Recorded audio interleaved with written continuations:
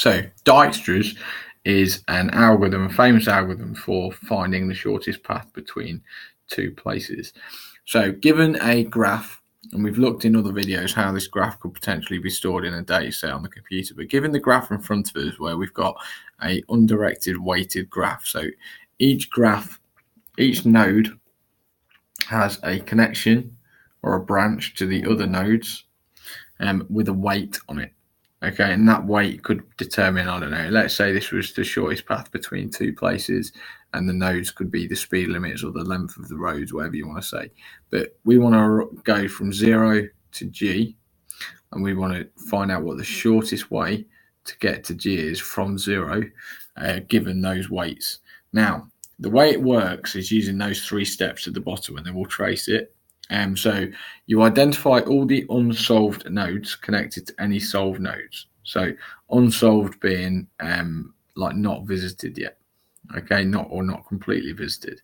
Then you calculate the distance to each of these nodes connected to a solved node, and you choose the smallest distance calculated, mark that node as solved, and then label the node. Okay, so you'll start to understand as we go forward. So the first step is you pick your start. So we're going to start on the left-hand side where there's a 0. So you can see that's solved. Now, the next step is we identify all the unsolved nodes connected to any solved nodes, okay, which we've done. Then we calculate the distance to each of these, which is 2, 3, and 3. And what we're going to do is we're going to choose the smallest calculated distance, mark that node as solved, and label the node. So we're going to label that node A with 2 because that's the distance from 0 to A. We're then going to, again, identify all the unsolved nodes connected to any solved node. So now that includes D and F because they're connected to A, which is solved. And we're going to choose the smallest calculated distance and mark that node as solved. Okay, so that's B. So we've got to B in 3. Okay, the reason it's 3 is it might be 4 if we go from A. So if we go from 0 to A, but we can get to B, we know, straight from 0. So instead of going 2 and 2 equals 4, we can get from 0 to B in 3. So it's all about 0 being the root. Okay, so again, we look at all the visited ones we could visit, which is C, E, D, F, and we're looking for the smallest connection, which is C, and we can get there in 3. And again, look at all the ones we can visit, which we've got. Look for the smallest connection, which is from B to E, which is 4.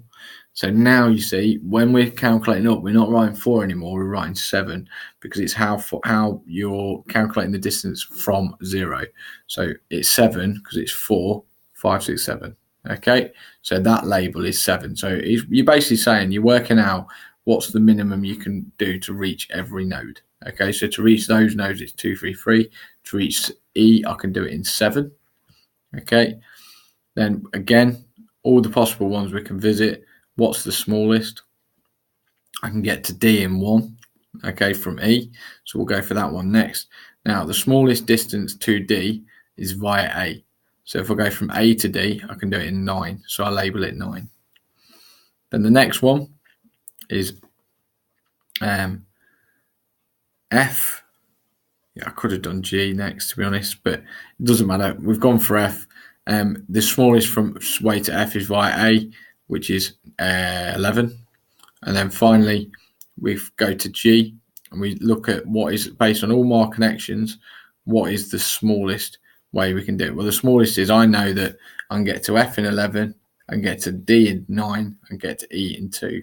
So the smallest is D in 9 is 4. From D, it's going to cost me 14. From F, it's going to cost me 14 because it's 11 plus 3. From E, it's going to cost me 9 because it's 7 plus 2.